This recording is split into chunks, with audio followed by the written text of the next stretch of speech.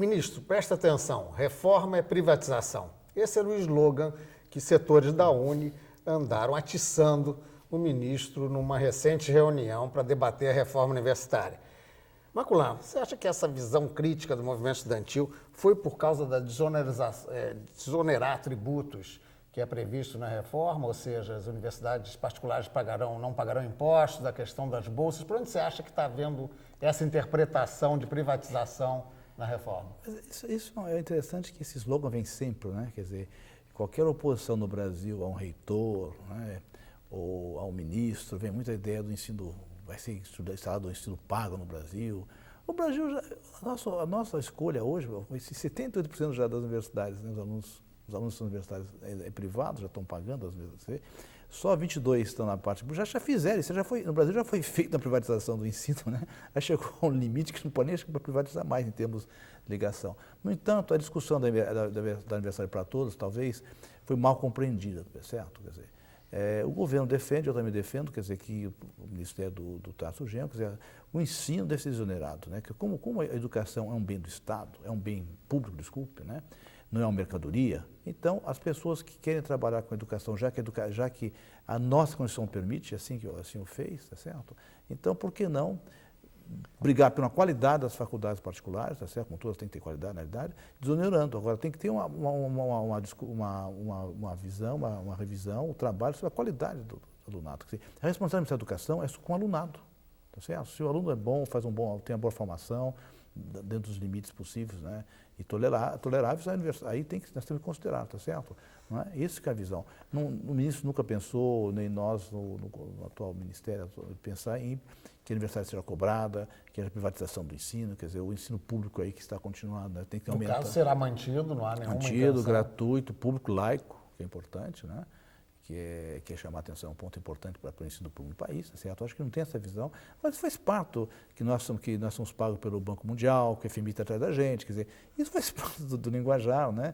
Do dia a dia, a maneira um pouco hoje de chamar de neoliberal as pessoas, quer dizer, é muito fácil hoje esse tipo de discurso, né? Na verdade, nunca passou na cabeça desse ministro, Tarso Genro, e a minha cabeça sobretudo, que eu não estou lá, se fosse para privatizar, não estaria no Ministério da Educação, não é essa a minha trajetória, então é importante colocar isso, mas faz parte um pouco da discussão, acho que as pessoas têm direito à liberdade de pensar e dizer o que querem, no entanto, nós temos direito também de responder o que a gente quer, também mostrar que nossa posição é diferente da que é levada aí. Luiz, a posição da academia em relação ao aspecto do ensino pago, há uma preocupação, a questão da contrapartida, por exemplo, né?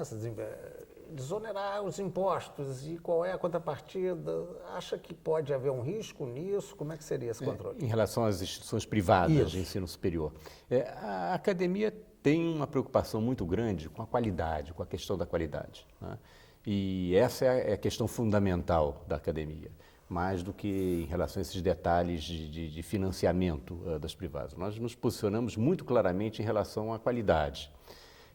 Nesse sentido, é interessante observar que a situação do ensino superior no Brasil é diferente da situação em todos os outros países do mundo. Se nós olharmos, por exemplo, os Estados Unidos, é interessante ver lá que a percentagem é exatamente oposta que existe no Brasil. 22% dos estudantes norte-americanos estão em instituições privadas. E o resto, 78%, está em instituições públicas. Então, isso é uma grande anomalia. E eu poderia acrescentar mais uma coisa: 1,4% apenas dos estudantes de ensino superior dos Estados Unidos estão em instituições privadas com objetivo de lucro.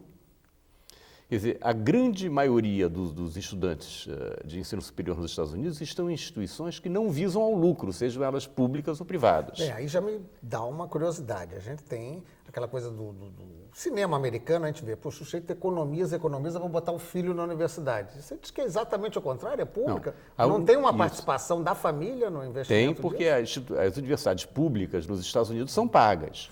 São pagas. Aí é a diferença. Elas são pagas. Embora, por exemplo, se você pegar a Universidade da Califórnia, os estudantes que são da Califórnia, eles pagam uma anuidade que é bem menor do que estudantes de fora do estado da Califórnia, um pagamento diferente. Agora, são públicas, o que significa que são controladas pelo estado da Califórnia, certo? Inclusive, o reitor dessas universidades é, em geral, escolhido por comitês de busca, né, indicado pelo governador, tá certo? Então, são públicas, né?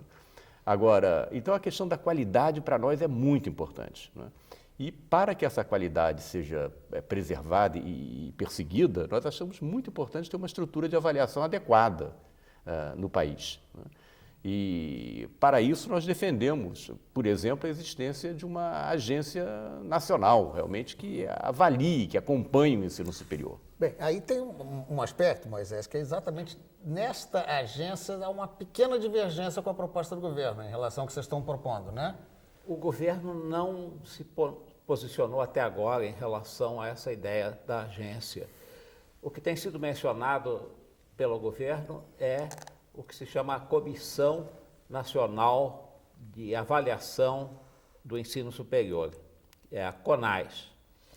O que nós estamos propondo é bastante diferente, é uma agência nacional de acompanhamento do ensino superior que faria exatamente a distribuição dos recursos, da fração dos recursos que correspondem a desenvolvimento, ou seja, pesquisa, aquele segundo fundo proposto. Exatamente.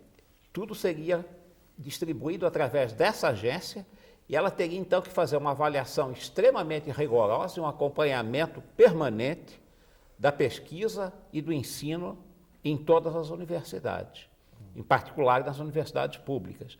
E para isso ela teria que ser uma comissão de altíssimo nível e seria algo parecido com a comissão que existe na Inglaterra, que faz o financiamento do ensino superior na Inglaterra. Então, a distribuição dos recursos, não os recursos, digamos, que são aqueles de manutenção vegetativa, mas os recursos que são de desenvolvimento, de pesquisa, de novas iniciativas da universidade, isso estaria sendo distribuído por essa agência, que seria uma agência com critérios de qualidade extremamente rigorosos. Maculan, o que você tem a dizer sobre essa proposta? Eu não estou muito de acordo, não. Vamos lá. Eu acho que o próprio Ministério da Educação, né, ele pode fazer esse trabalho com comissões, com trabalho... Enfim, eu respeito a posição, mas eu acho que não precisa disso. A Europa, muitos países não têm isso, na Europa os têm, quer dizer... Eu acho que ele pode ter a capacidade, né, de fazer esse trabalho, né? É muito difícil dizer o que é o meu melhor mérito, quem vai dizer isso nesse país, como é que vai ser escolhido essas comissões, tá certo? Não é fácil. Eu acho que o Ministério da Educação, no estado atual, pode fazer isso, é mais um trabalho. Eu acho que nós temos, por exemplo, a primeira coisa no Brasil a fazer é descentralizar um pouco a parte de avaliação e controle, porque o nosso país é um país continental, tá certo? Não é um país como a França nem a Itália, que são pequenos, é um país tipo os Estados Unidos ou Canadá, que são um país enorme, né? Eu acho que nós temos que acreditar que lei é feita para a gente honesta e não para bandido, não é? Quer dizer, se a gente faz avaliação para a gente séria, não é? Bandido, quem tem que tomar conta é a polícia. Não podemos fazer leis para cuidar de bandidos, acho que não é isso o problema nosso. Acho que nossa visão muito paternalista do Estado que quer corrigir tudo que é impossível. Né? Eu acho que tem que trabalhar com comissões sérias, né, usando gente de fora, como tem os concursos também públicos, tem 3 pessoas de fora, pelo menos, acho que 2 de casa. Acho que é um trabalho que pode ser feito pelo próprio Estado ainda, de uma maneira de... Eu acho que o Estado não deve abrir mão ainda desse tipo de avaliação, no entanto. Pode ser que mais tarde virar, porque é muito difícil hoje criar uma comissão dessa, quem vai votar, quem te acha que é de alto nível no país, quem vai dizer isto para a gente, quer dizer, são as academias, é o Estado, é o governo, né? Quem é que... É uma coisa ainda mal discutida, né? Eu acredito que tem que esperar um pouco essa discussão. Eu não sou voz única, não é minha, talvez não seja a opinião do Ministério, mas a minha opinião pessoal, o Ministério não tem opinião bem formada sobre isso, eu acho que ainda a minha área lá, que é a Secretaria de Ensino Superior, ou Educação Superior, poderia fazer bem esse trabalho, né? E talvez evoluir mais tarde. Sim, mas eu já perguntaria, já que você está querendo se manifestar, qual é o caminho de solução? Vai ser o quê? O Congresso, a sociedade? Como é que a gente tem uma pequena divergência e como resolvê-la? Nós temos exemplos muito claros e bem-sucedidos de comissões de altíssimo nível fazendo esse tipo de avaliação nos programas exatamente que foram o programa dos núcleos de excelência, o PRONEX, e atualmente o programa dos Institutos do Milênio. Todos esses programas envolveram avaliação de altíssimo nível e realmente funcionaram admiravelmente bem. Até hoje são as melhores avaliações feitas no país de projetos de pesquisa e isso é crucial. Uma organização análoga à que foi utilizada nesses programas seria exatamente o modelo que eu iria propor. Eu acho que a ideia da academia é bastante próxima. De toda forma, essa é uma discussão que vai ter que ser aprofundada e passar por um debate mais intenso para uma solução definitiva, né? Luiz, vamos pegar aí, isso de certa maneira já estamos fazendo em formas de controle, pegar um pouquinho então agora da estrutura e gestão. Você mesmo no início falava do aspecto que está muito de departamentos, vem desde 68. Quais são as mudanças estruturais, né, necessárias, né, dentro da reforma universitária, já que o plano do governo prevê maior liberdade, inclusive uma organização por ramo de conhecimento. O que seria isso na visão de vocês?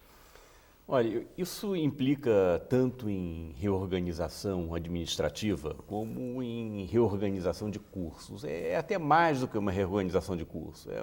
São maneiras novas de administrar o programa. É transformar, de fato, o curso em percurso. É dar mais liberdade para o estudante, né, para que ele, orientado por professores da universidade, possa fazer sua trajetória dentro da universidade e de modo a poder seguir essa velocidade espantosa de evolução do conhecimento no mundo de hoje. Né? Então, para ficar mais claro para quem está em casa, rapidamente, antes de a gente ir para o intervalo, qual seria a diferença básica entre uma estrutura por departamentos e uma estrutura por ramo de conhecimento? Que você olha, nós poderíamos ter, por exemplo, institutos, em vez de departamentos, que abrigassem áreas de conhecimento. Né?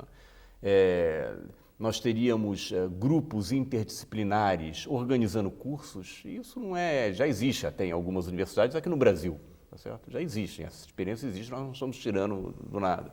Existe lá fora também muito mais frequentemente, né?